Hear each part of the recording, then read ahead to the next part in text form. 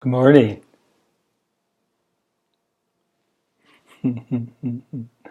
Yeah, it's been a little while again. This, something popped up, something was on my mind, and that's usually how I do these sharings. Something comes to me, usually in my sleep, where most good things come.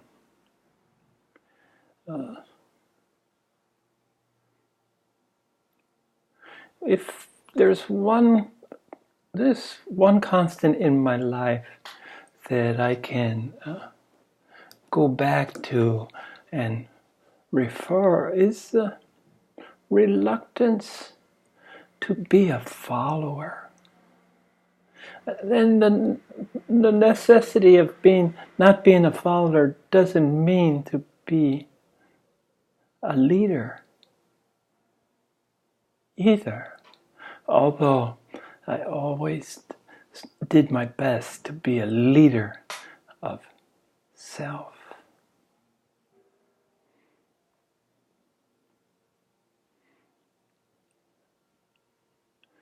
But I always felt the caveats of belonging to a group, the rules and regulation, as a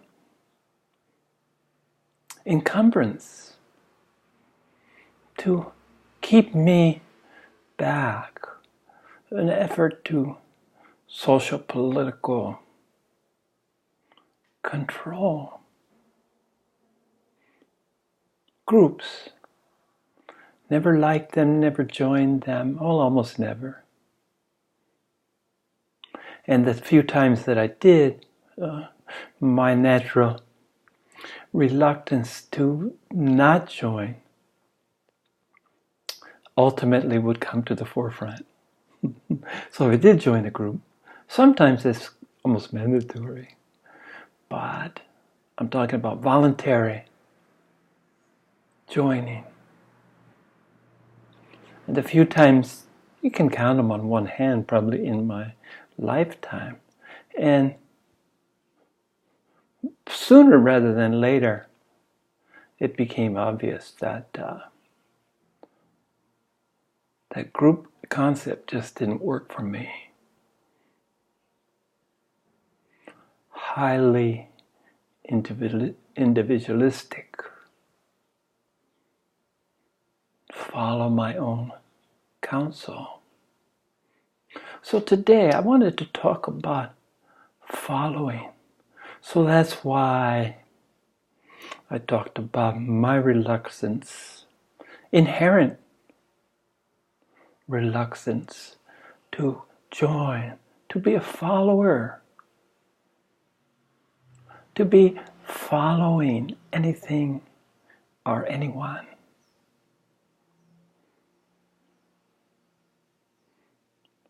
So it stands to reason that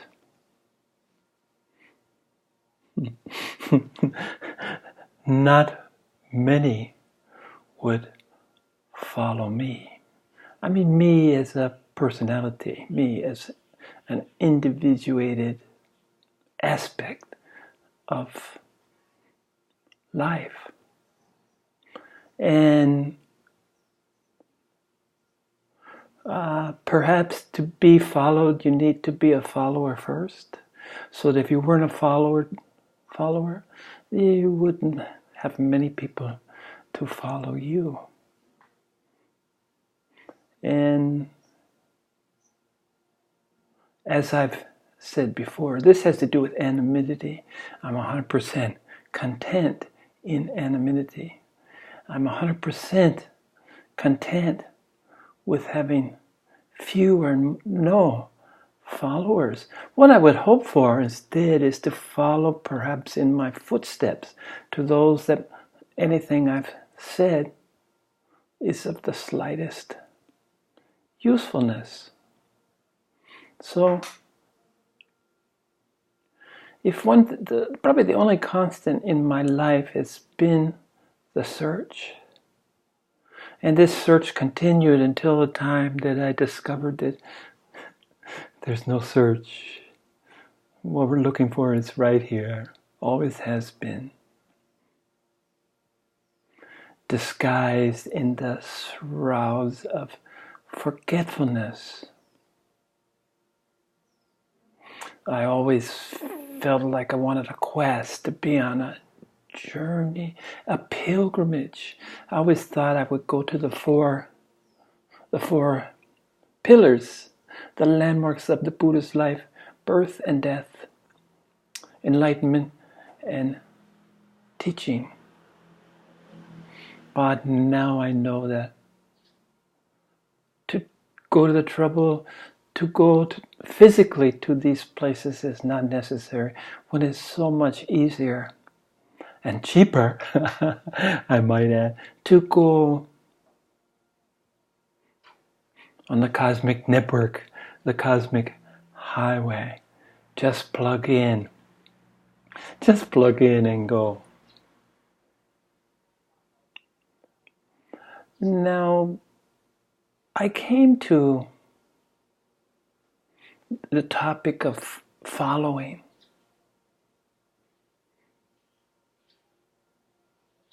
through, as always, accumulation, culminating in an idea, culminating in a single word this time: following. This past weekend, I did the second annual 150 somewhere kilometer bicycle ride down the Highway 11, the eastern coast of Taiwan, between Hualien and down past Taidong to a place called, I don't know, some hot spring destination. But so it was kind of a tradition in that it was the second year for me to do this bike ride. And one of the things I really like about bike riding, and swimming has this in common, is that you can release yourself. You become in a meditative state, and you sustain this while exerting the physical body. But the rest of you is very free to wander, especially after you're on automatic, that you're taking care of the safety concerns of the bike ride. And it's not taxing. It doesn't take everything you've got to be aware of your surroundings. And because you're moving a little bit quicker than normal, than you would be walking, less so than driving, obviously, but driving, you're protected more or less by the physicality of a car. But a bicycle is just you and the road and the elements, isn't it? Yeah, not much in the guise of protection. I wear this helmet. I wear cycling gloves to save my hand. I wear the proper equipment, clothing that will wick, that will dry quickly, that will let the air in while keeping the warmth in the body. So this is reflection time. And there's 100 of us this time in this ride. It's not a race, it's just a ride. And due to the distance and the variance in abilities, you separate. You're pretty much on this group ride, but by yourself. And I thought, now here, if this is an example of joining a group, because the logistics, the support team, the place to stop and get a banana, some more water, some kind of safety for breakdown, maintenance of the bike, or heaven forbid that there's any accident, support team. And so this is some of the advantages the group offers. But within this group offering, due to the distance and different varying abilities, I was pretty much on the ride by myself, like a 9-hour bicycle ride. And so I said, a lot of time to reflect. So this is a landmark, this ride, this annual ride, and everything that came with it. Lots of reflection. And if I want to hearken back to a major event in my life, was when my cat got out somehow and he disappeared for 19 hours. And during that 19 hours, I was pretty much devastated. I searched high and low for him. The road out front my house, unfortunately, it tends to be a little bit busy. Big trucks coming down. So I didn't know he was found. He was apparently abandoned at some point as a kitten because he has some problem with his hips, and I suspect that that's why he was abandoned.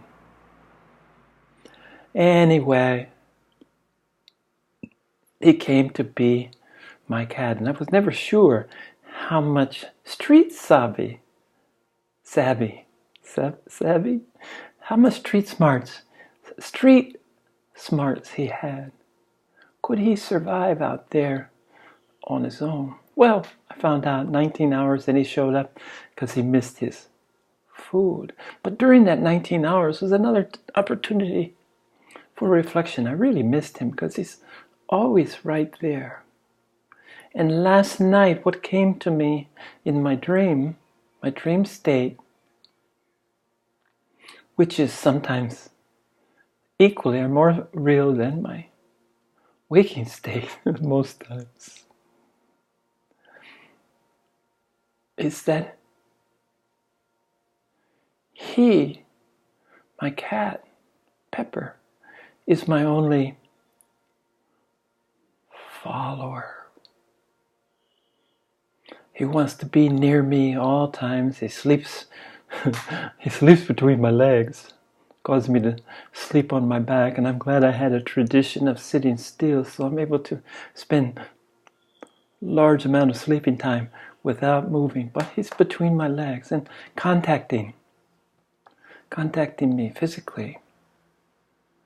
Touch.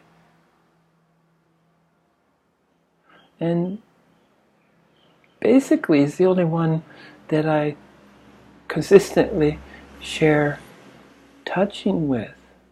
And that's not it's by his design, he instigates physical contact. So I realized, I said, wow, I've got one follower and I could do a lot worse. I'm perfectly content and satisfied with one follower. But when my follower was missing, there was an empty spot in me. Not simply that he was my follower, but that he provides a very therapeutic effect on me. I love the nature. It's my basically first cat. I always considered myself a dog person, and I thought cats were a little bit spooky.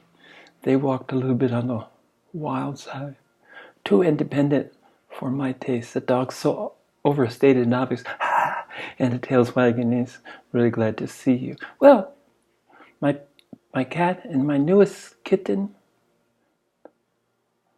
both come to the front door to greet me when I come home. So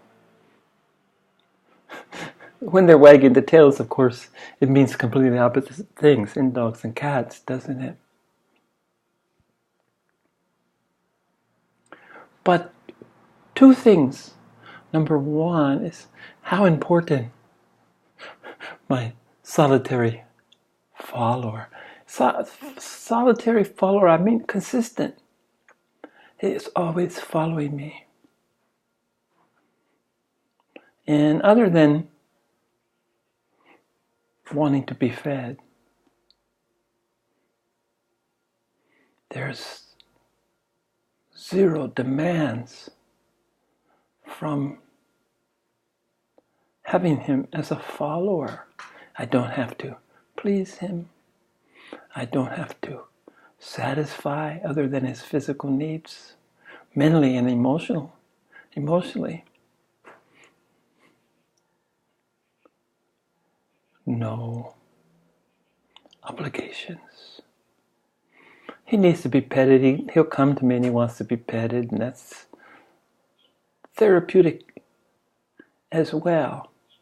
So there's nothing about my follower or any of his demands that I don't actively enjoy participating in, making it quite unique. Because with any kind of following, well, you have to not necessarily please them, but you can't really disappoint them. You can't really let them down, or they'll be gone. Most of us humans aren't capable of expressing and maintaining loyalty. And loyalty is part of following.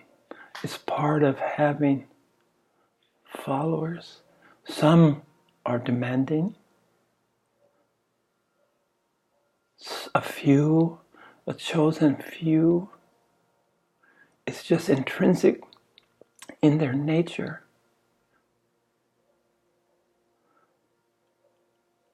So, is it so? This is what I'm wondering. Is it so that to have followers, you have to be a good follower? And the answer, if there is an answer, it's not readily apparent. It's not obvious. All I know is that the accumulation of followers, just as the accumulation of anything, physical, material, mental, emotional, the accumulation of anything is not of any import to me. I've long past the mental accumulation of knowledge and information was paramount, was the last holdover. But once I understood that two things, that we have innate ability to access everything that has been known, is known, or will be known, is available instantaneously. And as the veil lifts, as the perception becomes clearer, I think there's at least in my case, there was, oh boy, I can access all of this, bring it on, more the merrier, better, more, better, until I got to the point where I felt like hard drive was approaching its capacity. The hard drive was filling up, and it was busy sorting, storing, filing, and then the energy required to access this, which no matter how good you are at storing and filing, without access, it's an exercise in futility, isn't it? This accumulation of information. So accumulation of wealth, accumulation of any material things, accumulation of desires and mental, emotional cravings were easy to surrender. And it begins with expectations, right? You have to learn not to have any expectations. It's a surrender to what the world brings. It's acknowledging the opportunity that change truly represents, be it change that immediately is not comfortable, that you don't really want, didn't want. Well, wanting or not doesn't keep it from coming, does it? And as we know, things that we don't want to happen to us sometimes are amongst our greatest blessings. Disguised blessings, that time and willingness and acceptance will cause to open up.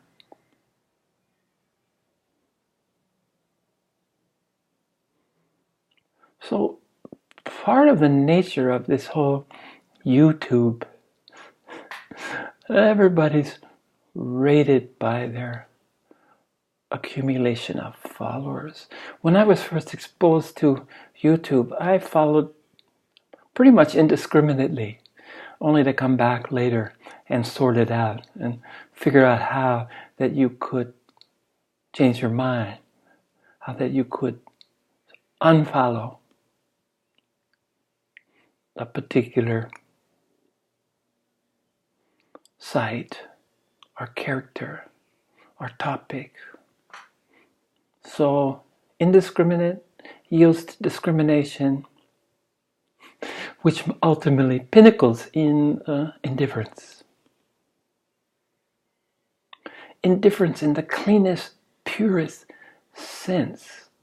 Indifference to any kind of attachment. Indifference does not mean that you don't care. We tend to think as indifferent, oh, he's indifferent, he doesn't care. Indifference means the ability to discriminate, to embrace what life simply is, what life simply brings to you. That's indifference. So this whole, even YouTube is set up, monetization. Money can come if you have a lot of followers. And, I have to admit to doing some browsing and seeing what kind of things that have the most followers. And in my realm, in the spiritual sharing realm, people have been around who have a lot of followers, whose channel is more popular, infinitely more popular than mine, have been around teaching and working at this for 25, 30 years, a long time. And for whatever reason in my life, it wasn't until, even after 60 years of study, it wasn't until 2, 3, maybe 4 years ago that I felt that I accumulated anything that might be slightly useful to anyone, and began my YouTube career. And bottom line is that these 211 or 212 half-hour videos that I've done over sharing over the last 3 years are simply meant to chronicle my experiences, my personal revelations my personal epiphanies. I always thought was certain I'd write at least one book, if not several, which to date hasn't been done. But I started seeing that these videos were a way to chronicle, another way to communicate, another way different than reading. In many ways more personal. There's my face after all. The ravages of time, experience, opportunities, disappointments, delusions. I believe that this is our masterpiece, that our face, and we all paint our masterpiece. And how we appear to those, our outward appearance at any given time, is simply a reflection of the past, present, and future. There's your story. Your face tells your story. Your demeanor is the chapters of your story. They just simply divide.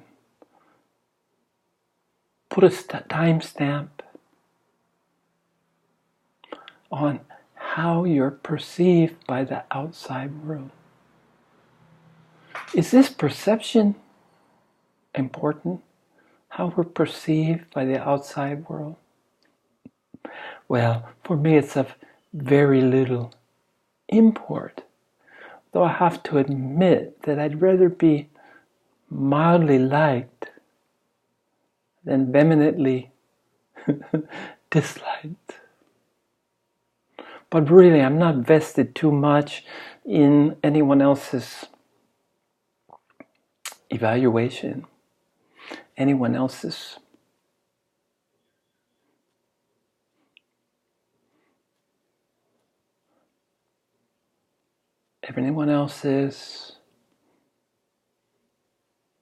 expectations, acceptances of who they think they are, who they think I am, having realized that who I think I am was totally wrong, nonsensical. And how could I give much import? Since most of us, if we're honest, in our most honest moments, are more concerned, give more credence to how we feel, how we think, how we see, what we believe, than the other. So if I've learned to dismiss any self-aggrandized vision, personal vision, it's not too much of a leap to understand how easily it is to discard the conceptual thinking or feeling of others as it pertains to me. If it's otherwise, it's their business. It's not my pilikia, as they say in Hawaiian. It's not my problem. That problem I surrender to them. So this idea is still percolating as the cow chews its grass cud. It allows it to mull it over. It allows the stomach to begin digesting. So too is my process, very, very similar. Allowing my greater body, my greater system to digest, to evaluate, to sort, to file, to store at each level, realizing that there's a conscious choice of what to discard, The discarding process is relatively simple, and it's something that our mind, at least I discovered in my mind, excels at and enjoys doing. Keeps it out of trouble by giving it this job. Basically, is it go file 13, the trash can, or does it go, is it information that has the potential within the information, the kernel within the information that leads to the synthesis of wisdom, and then the nugget, the final. It's alchemy, if you will, to take the base and make the fine. Base metal become lead, becomes gold. Ideas become wisdom. That's alchemy, isn't it? It's kind of a magic process. But the mind is capable of saying, well, this is the chaff, and this is the wheat. It can separate them. This is the potential wheat. It needs to be refined after all, doesn't it? And that's another job. Your mind is finished just by this separation. What works or what doesn't work? What is so or what is not so?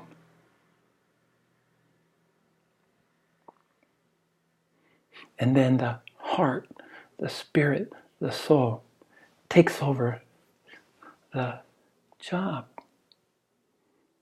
And trust me, there's plenty for the mind to go back to start the process all over again. Non-stop evaluation into two unrefined, two rough categories. Discard. Keep for further review. So, does one have to be a good follower to be someone worthy of being followed by others? My initial impulse is to say, certainly so.